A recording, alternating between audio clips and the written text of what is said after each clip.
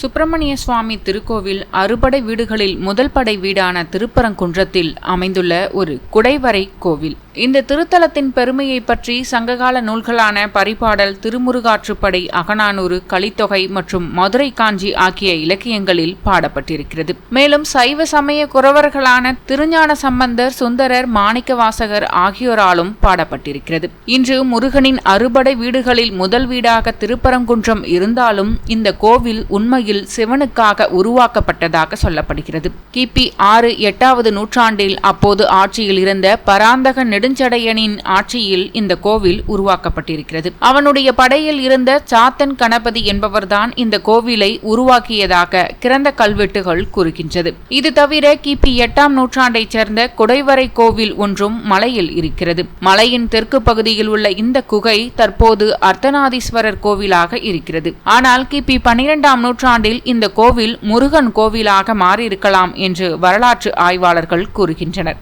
ஆனால் தொடக்கத்தில் சமண குகையாக இருந்திருக்கிறது என்றும் தொல்லியல் ஆய்வாளர்கள் கூறுகின்றார்கள். திருப்பரங்குன்றம் சங்க காலத்திலேயே முக்கிய சமண தலமாகவும் விளங்கியுள்ளது. மதுரையின் கடைசி முஸ்லிம் ஆட்சியாளரான சிக்கந்தர் ஷா தோற்கடிக்கப்பட்டு கொல்லப்பட்டார். பிறகு அவரது உடல் அங்கேயே நல்லடக்கம் செய்யப்பட்டது. அந்த இடத்தில் தர்காவும் உருவானது. சிக்கந்தர் தர்கா என்று பெயரும் சூட்டினார்கள். இந்த மலை இந்து, சமணம், இஸ்லாம் ஆகியோருக்கு இடமளித்து வந்திருக்கிறது என்பது குறிப்பிடத்தக்கது.